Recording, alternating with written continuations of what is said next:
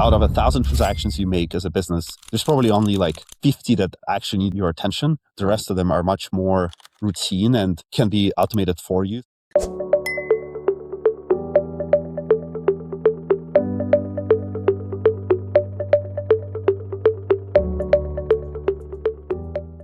Hi, I'm Mike, co-founder of Connect CPA and your host at GrowthTales. Today's guest is Ruslan Nikolaev, co-founder of Float. And if you're a Canadian business owner, you've probably already heard that name. Float is rebuilding how Canadian companies manage their money. Everything from business accounts, corporate cards, bill payments, expense management, all in one beautiful platform synced directly into your accounting stack. Whether on Xero or QBO, Float plugs right in. And now with AI enablement through Float Intelligence, the manual back and forth that used to eat up all of your finance team's time is disappearing. Well, let's talk about what Float is actually built. Every year, the Globe and Mail combines a list of the fastest growing companies in the country. Of the millions of businesses in Canada, this list highlights the 400 fastest growing companies based on a 3-year average revenue growth rate. In this most recent year, 2025, Float landed at number 4, not top 50, not top 10, but number 4 in the entire country, with a staggering 3-year growth rate of 5,601%. And if that wasn't enough, just last night while I was scrolling through my LinkedIn, a notification popped up on my screen that Float just closed an $85 million Series C to help fund future growth. Ruslan, wow, this is impressive stuff. Thank you so much for joining me today on GrowthTales. Yeah, thanks for having me, Mike. And really excited to chat with you today. A huge fan of what you guys do with your customers as well and how you guys provide the service to Canadian businesses. And really aligns with our mission and vision as well at Float. So always great to chat with folks with aligned visions and looking forward to digging in. Yeah, I appreciate it. And I want to dive into everything you're doing today. And Ruslan, but before we go into where you are today with AI and intelligence and all these amazing things you guys are building, I do want to go back in time to start the beginning, just to understand what made you start Float. I know you come from a software background, but can you give me a little bit of the genesis story of how you guys got started? Float started in 2020 when myself and my co-founder Griffin ran into the challenge firsthand of going to a bank trying to get a corporate card, something that I imagine every single Canadian founder entrepreneur has had to do at some point. It took us more than 6 weeks to get a credit card from a bank, even though we already had, capital sitting in their accounts. They gave us a credit limit that was basically impossible to operate with as a business. It was probably barely enough for us to even pay our AWS bill, let alone all the other expenses of the company that we had. And we just realized that we're operating with, consumer grade banking experience, which did not meet the needs of our business at all. And we saw that with hundreds of other finance teams and founders we talked to after that they're really struggling with the tools that they actually have in their hands to run their business. And we already know starting a business in Canada is hard and it's difficult to operate and build a really big company in Canada alone, but then also you have to cross the border and go to US at some point to really expand your growth possibilities as a business. So you need good tools to do that. And it's really hard to do that with the tools that we saw, Canadian banks offer, for example, in country. And the second thing we noticed is that while there were great international providers or solutions that exist in the market, they just never localized to Canadian business needs. So Canadian businesses were underserved almost in two ways, where you had the local competition or maybe local solutions that weren't keeping up with what the business needed. And you had, international providers that always built for the global use cases, but forgot about the Canadian use cases and the Canadian nuances of, the local tax regime, compliance, regulatory environment, the local payments rails, and things like that. And we felt like that was, very unfair. We felt like Canada deserves better and that Canadian entrepreneurs shouldn't be spending their time dealing with customer service, going to a branch just to send money and pay their contractors. There's got to be a better solution for Canadian businesses to operate with. And that's what really inspired us.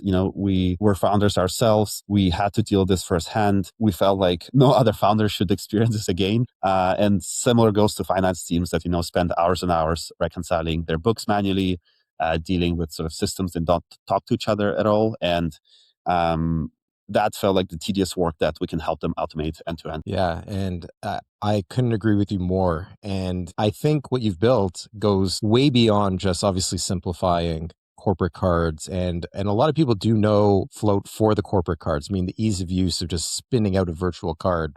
that revolutionized the game in Canada in a big way. But you guys go way beyond that on the product side, Ruslan. Like you've built these integrations deeply into the main ledgers that exist, Xero and QBO. Was that intentional from day one that you would make this an integrated product into other software products in order to ease that accounting burden? Yes, for sure. And what we saw is that the finance team spent a lot of time actually stitching together all these tools, right? An average finance stack, back in 2020 when we did our deep dive into this, probably had like 10 different tools, right? You'd have a tool for approvals, you'd have a tool for, receipt capture, you'd have a tool for your actual corporate card, for your payments, separate one. Yeah. You'd have something for accounting, of course, budgeting, maybe Excel sheet somewhere. So you had this like finance stack that just didn't talk to each other and created all this overhead of just reconciling thing, right? Like by definition, what reconciling is just the data that's not flowing, end to end through the systems, and you have to review it manually and basically confirm the inputs. Um, so we felt like Float has to play nice with the full finance stack, but actually be that almost like unifying force, if that makes sense, in the finance stack. Like we recognize pretty clearly which tools we sit downstream of when it comes to that data flow in your finance operations, and which tools we sit upstream of, which is your accounting system, right? Float never aims to try to replace your accounting system. In fact, we don't work well with that one. So we actually work very closely with QBO, Xero, NetSuite, all those accounting providers to integrate as deeply as possible and build and maintain all the integrations ourselves in-house, because we feel like it's critical to Float's experience to talk really nicely with your accounting system. But what it results in at the end of the day for the customer is that, you're not sitting and spending your time stitching the systems together, and Float can become, that centralized place for your cards, your high interest accounts, your bill payments, your reimbursements, and all of your sort of money out workflows. Float can help you from, receipt capture to fully reconcile transaction that gets pushed out of your accounting system. And you're not managing 5, 6, 7 different tools just to get the simple thing done, right? Which is, I need to swipe my card, I need to pay this vendor, this long tail of steps you have to take after to categorize it, upload your receipt, approve it, all that stuff. Like Float helps you with that, and your accounting ledger looks very clean as a result of it. I think that's an amazing thing that you guys have achieved, which is that what you're just describing, the consolidation of apps. So at Connect CPA, we were an early entrant into cloud accounting, and the tech stack, everyone knows what this tech stack was. It was Dext for OCR data extraction. Yep. It was Pluto for payment out. The challenge that you run into with multi-platforms is, as you mentioned, they don't always play nice together. Mm-hmm. You've got to build workflow around it. And a lot of the other complexities like expense reimbursements were complicated to navigate. And I think Float took a really interesting approach, not just consolidating it, but setting the policy in advance for things like expense reimbursement. Yeah. So it's not just the cards that you spin out, but everyone's seeing today with SaaS spend going up, you don't even realize where your SaaS bill is. To be able to preset policies on your virtual cards, that's been something that's been changing the game for what we're seeing in big rising companies that are struggling to manage just rising expenses. That feature set is like really, really important. Did you guys design that by a pain point you had yourselves? Like, where did these ideas come from? Yeah, I mean, I think there's a few sort of like a few innovations, I guess, that are packaged together in that case. But what we saw is that, part of the reasons why reimbursement, most of the businesses ran on reimbursements, right? Before, cards really became a thing for business. And even to date, I think, credit card adoption, at least Canadian SMBs, is still very low relative to obviously consumer credit card adoption. Also like US, for example, we're probably 20 percentage points behind US on credit card adoption. And basically what we saw is, cards were treated as this like archaic payment method with no controls around it. And no way to trust basically your team to have a card as a result of it. So only like a handful of people get cards in a company. Maybe it's your director of the specific team. Maybe each functional director gets one. Maybe it's just your CEO and the finance team. And you created all these workflows effectively to manage spend on cards. Cards are very convenient to make payments with, but the controls were lacking, and that's what we saw as sort of a gap. And at the same time, you had reimbursements workflows which had a ton of controls, but they all came after the swipe. So the employee would swipe the card and they'd almost like ask for forgiveness after the fact, yes. Right? And the finance team had to review it and approve it. And the finance team was happy because they had what they needed to feel in control. But in this case, the employee was on the hook, right? So we wanted to find something that brings the best of both worlds. And effectively, what it came down to is becoming a lot more proactive about how you approve the spend on cards, but also putting more controls in place on your card spend. So, very specifically, today when you sign up for Float, you can give a card to every single employee in the company and just put $0 in it, right? That innovation alone, being able to manage your own cards, the company, assign their own limits, change them instantaneously when the employee actually needs the money to spend with, but keep them at $0 otherwise, is something that didn't exist in Canada before. But it's really powerful because now you can actually have the cards in everybody's pockets. And when somebody needs money, you can give them just enough to make that transaction today, maybe for the 3-day trip they're taking somewhere, maybe for the one SaaS tool they're paying for. You can control it at that level. We build a bunch of workflows for approvals, for control of spend, for after the swipe, sort of like managerial review as well. If you want the team manager to review the expense for that team before it gets its way to finance.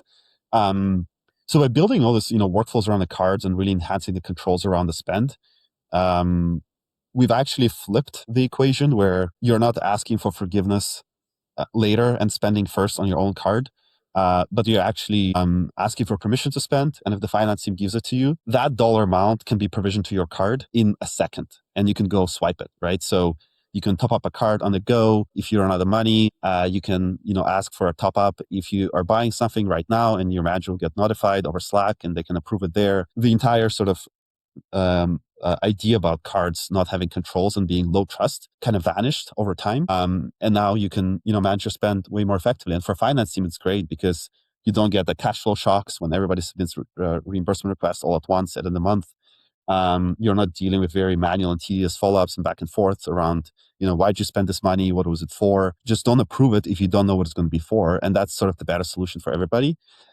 So there's a lot of innovations that went in place to make that happen, but that's how we landed on something that seems to work way better for finance teams and is slowly becoming the norm, I would say now in Canadian finance, especially. I'd agree with that. And I'd say what maybe started off as being what could perceived as a simple innovation is actually quite complex. And honestly, a big credit to you guys because it's a very complex innovation when you look at all the permissions and workflows that need to be set in these policies. But I'd be remiss to not ask you, Ruslan, that now that you've solved credit cards and the permissions and managing large teams and how they spend money, but I'm sure AI is something that is going to play obviously a major place today in your current product, but also for the future. I'm curious, it's not just the spend on operating expenses as well as employee expenses that need to be categorized, but you've built a deep integration into the ledgers like QBO and Xero so that these could be allocated effectively into the ledger.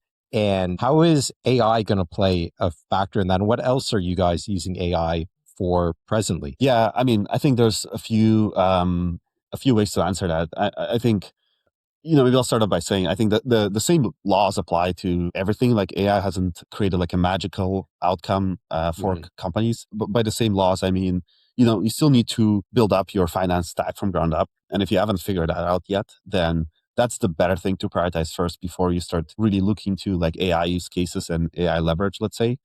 You really want to have your workflows and your data in one place as much as possible to then take advantage of AI on top of it. And we fundamentally think of Float as like a workflow tool. So we, sit in the process of managing the spend, approving the spend request, controlling the card, closing the books or reconciling your transactions, paying your bills and managing your bill intake, right? So we really play in that domain of sort of intake to some kind of processing to export to your accounting system.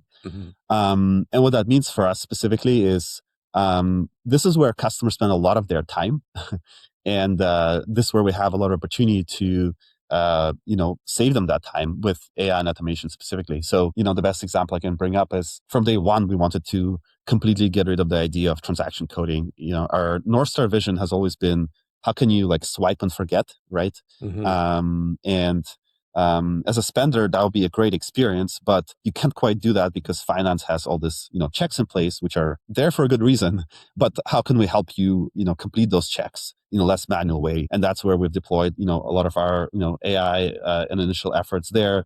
We build our own transaction coding agent, which basically now automatically codes transactions and applies Canadian tax codes to every transaction Float. at like 95% plus accuracy. Took us a long time to develop it, but that was the first, I think, big aha moment for us to, look at Float as this workflow tool and really look at the amount of time that customers spend in Float to manage their workflows and actually just aim to drive it down. So the future to us in a funny way is to basically make it so that people spend as little time as possible inside Float and basically give them, the best tools, but also the best automations on top of Float to make so that their finance flows, instead of you having to be there every single time, watching it, supervising it. So that's one way to look at it. That's how we think about it, specifically around the workflow angle. I think there's a lot of, unlock and potential in terms of your data and sort of where your data rests, because you can analyze that data way better. You can probably find discrepancies way better. Again, you have to have all this data in one place, so you have to figure out your finance stack first. But if you nail that, then you can, run analytics tasks way faster, run reporting way faster, get answers to really complex questions at this point in terms of finance and how your business works very quickly with LLMs actually analyzing hundreds of thousands of data points all at once for you, running a 5-10 minute background task, but then coming back to you with the answer of how much you spend here or what would happen if you double your spend in this domain. So a lot of those use cases, I think, around reporting and insights are also really interesting, but a little bit separate from Float's current product today, but where we see a lot of, finance team find a ton of leverage around reporting and insights. Yeah. Yeah, it's a great answer. And I appreciate you starting off by saying AI doesn't fix all things. I mean, you still need your fundamentals. Yeah. It's not this magic pill. It's going to make the world, like maybe in 3 to 5 years, like maybe we'll be changing our tune. But no, I appreciate that answer of like the fundamental workings still need to be there. Ruslan, I want to talk about the round. This is new information. Like I said, I was scrolling in bed. I see the $85 million round while sitting down in bed, just like looking through LinkedIn. I'm like, wow. I want to ask you a tougher question related to just competition. Like $85 million Series C is a big, big deal. And I understand that raising a big round, you guys do have competition. There's some really, really big US players that I'm sure would enter Canada. And you have a cult following here in Canada because of your ties to the country. How do you think about competition and how you're going to use this capital to further grow Float and keep your dominance within the country? Yeah, for sure. And I think it kind of goes back to our mission and vision. We started the company to solve the needs of Canadian businesses, and we're not changing that anytime soon. And to us, the problem is very far from being solved altogether. Like Float today can manage, your cash outflows that are non-payroll, right? But there's so many things you do in your finance team and how your business runs. There's so many other ways where Float can create leverage to us. And that's the exciting part in terms of continuing to solve that for Canada. I think our today's product is already like hyper localized to Canadian customer needs. There's so much functionality we have that I don't think will ever exist in international providers, just because it's going to be really hard for them to continue building just for Canada 24/7. And for us, on the other hand, what we saw in the market is maybe especially in 2020, like a lack of dedicated focus on this country and solving the problems in this country. And capital is definitely a part of the equation. And, in a way, we're very proud about, the capital we get to deploy now for the Canadian SMBs, for Canadian finance teams to build the best product possible here. But the other part of the equation is also talent. It's also about the regulatory depth and ability to navigate, all the compliance and nuance of Canadian banking ecosystem. They're very different cross border, even though we're, 3 hours away from US here in Toronto. The way the country runs is completely different, right? And how our payments work completely different. And to us, the exciting part is that we can now take all this capital and actually deploy it on this problem in Canada. And the market is, massive at the same time. Like if we think about what Float's achieved today, with all this news announcements, we still believe we serve like 1% of the entire market. And every single time we talk to a customer, the problems they deal with are the same, and the providers they use are actually the legacy providers. It's, the big banks, all the providers that are basically were good in 2010, but just haven't kept up and haven't evolved for what's needed in this day and age. So to us, that's exciting, and we're not changing our mission and vision anytime soon. So we'll keep building for Canadian businesses, and this capital just lets us do that better and faster. And I think a large chunk of it will also continue going towards accelerating our investments in artificial intelligence as well, because that is a space that has potential to. I think it already has more than 10x our ambition and mission and vision as a company. But it also has the potential to completely change, how finance teams run, how businesses run. And if we can keep making it easier for Canadian entrepreneurs, finance teams to run their business and focus on what really matters, which is their teams, their customers, not going to a bank or dealing with PDF statements, that's what gets us excited. So, yeah, that's how we think about it. And we definitely are excited about this ability to now take this capital and deploy it on the Canadian problems. Yeah. Yeah, and I think it's a large amount of capital, and I think Ruslan will allow you guys to do really big things. So I'm very excited for you guys. I wanted to pivot a little bit here because I'm sure a lot of people are wondering. As a co-founder, Ruslan, you've been doing this. You said 2020. I'm Yeah. sure you've gone through a lot of ups and downs. I know it looks like a rocket ship right now, and to the someone on the It outside never looking is. in, Yeah. it's like wow, I'd love to sit in Ruslan's shoes and do an $85 million round, but could you share just some of the challenges you've had along the way from 2020 up until now that you're like, oh my God, oh shit, I can't believe we've got to deal with this right now? I'm sure there's been many, but can you think of like one or two things that have been really challenging along the way to this round? Um, yeah. I mean, I think, maybe I'll just share a couple of like flavors of the types of issues that we had to work Yeah. through.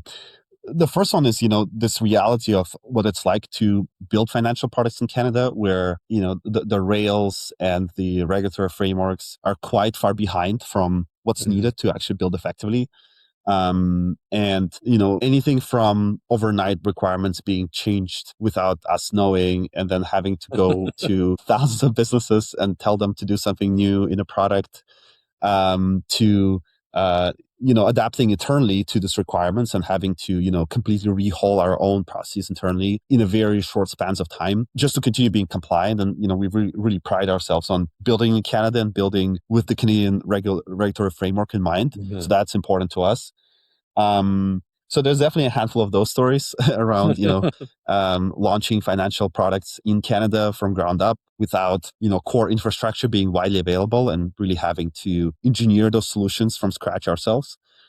Definitely a bunch of stories from, I would say, 2023, where, the Canadian economy in general has gone through a pretty tough time, I would say, in terms of navigating this first, the zero interest rate era, but then, Mhm. the rapid increase in interest rates, but also all the COVID sort of lockdowns and sort of how the economy worked through that. So to us, the outcome on an average Canadian business was like way tougher based on what we saw versus maybe what happens across the border in Europe or maybe Yeah. US and other markets. So that was definitely very challenging. Supporting our customers through that time was also really hard. Unfortunately, we had to see some really great businesses, go out of business during that Mhm. time. And it's just not easy to, navigate all of that and also trying to offer them support at the same time as well. So a lot of stories, in that domain, and obviously the rest of the day-to-day company business building initiatives, right? Everything that goes into creating exceptional talent and building exceptional team, trying to get folks really excited about joining the Canadian mandate and building this first-class sort of product in Canada ourselves. Bringing a lot of folks from US to come to join us here in Canada and build in Canada. So a lot of stories like that for sure. Yeah. Amazing. And Ruslan, I wanted to know, how do you spend your time? You have a big team. I'm sure you're involved in the culture. I see you're active on LinkedIn. You're a technical founder. Like how do you split your time in the day? Are you mostly on product? Are you doing one-on-ones with your senior team? Are you in with investors? Like how are you spending your time on an average day? Yeah, I mean, I think it's a mix of, spending time with the team. I think being very close to the ground with our product team, with our design team is really, really important. There's a lot of, I think, still like pretty foundational product vision concepts that we spend a lot of time debating and figuring out how do we do this, 10x better than maybe what has been considered the default approach there. Being really intentional about what we do and why we do it for our customers. um, Despite the big, capital raise rounds and announcements, we're still operating, as every other business in a constrained environment when it comes to product building. So Mhm. you're always trying to choose the best bets that help your customers the most. So spending time with that specifically. I think with the emergence of AI, and again, as you mentioned, being sort of an engineer in my background as well, I definitely spend a bit of time now with AI tools, prototyping with our customers. One of the things we should actually talk about after as well. Mhm. I'd love to. And I think trying to see where the future of finance is heading with this early and rapid feedback prototyping has been really, really interesting. And then finally, of course, as we're growing as a company, like the amount of time you get to spend with your team, which is actually the fun part. Building the team is the fun part. Building our products is the fun part. Doing design reviews is always really, really interesting. The team, but you do end up spending a lot more time on this more strategic discussions. At the leadership team context, at the context of the board, and figuring out really like where do we take the company from here, and how do we invest in sort of the most exciting areas for us to continue accelerating our growth as a company as well. So I would say it's a mix. But I think for me personally, being quite technical myself, I will definitely keep saving the time to spend the team and be as close to product because I find the amount of like leverage you can have by being close to the details is really, really critical.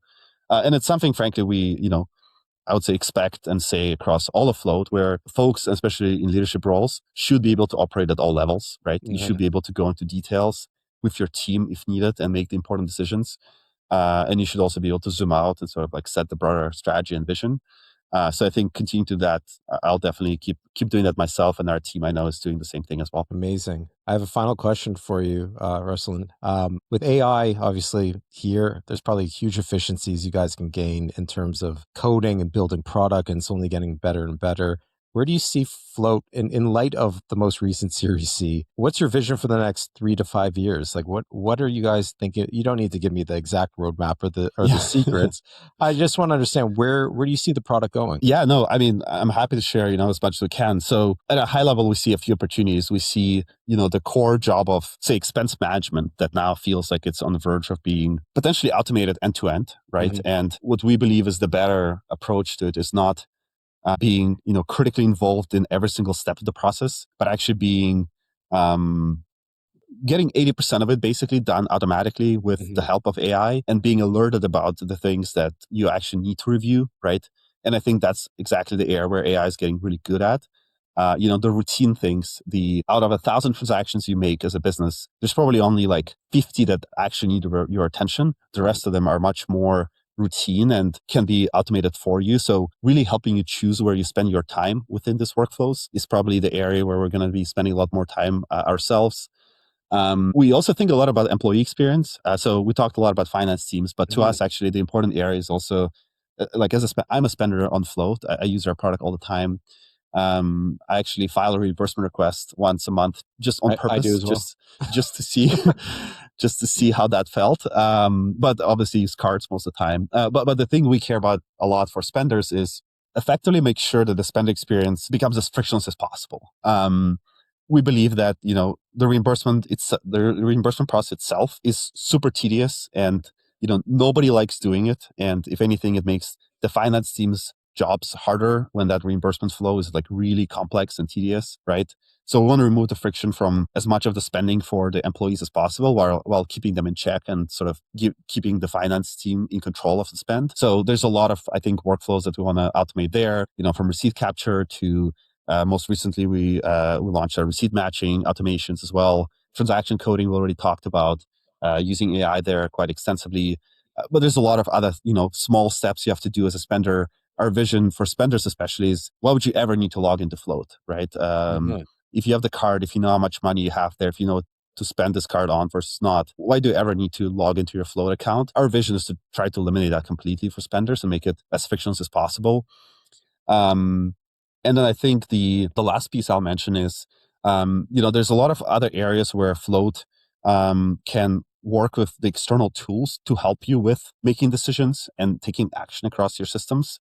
So I think that's the one area where we're definitely looking to with AI, especially where this barrier of understanding how other tools work kind of goes down because the AI tools can do that work for you. But all of that orchestration that happens across your finance tools is something that we haven't seen really anybody tackle or solve. And to us, that's the area that becomes, quite interesting actually. So we're definitely exploring what we can do there as well. Yeah. Yeah, I'm super excited. You guys are so advanced, Ruslan, and you've changed the game a lot in this marketplace of consolidating the product, enhancing technology. It's ironic how you said like so many businesses are still on legacy products. So many businesses are still on desktop products, non-cloud based. That's Like right. they still have file folders, and you're talking about AI automation on categorization. So I think the size of the market is way bigger than people even realize. But Yeah. I wanted to thank you so much for taking the time today. We're huge advocates of Float here at Connect CPA, and we're onboarding more and more customers every day because, like you said, it's not just the ease of use and solving the credit card problems and expense management problems.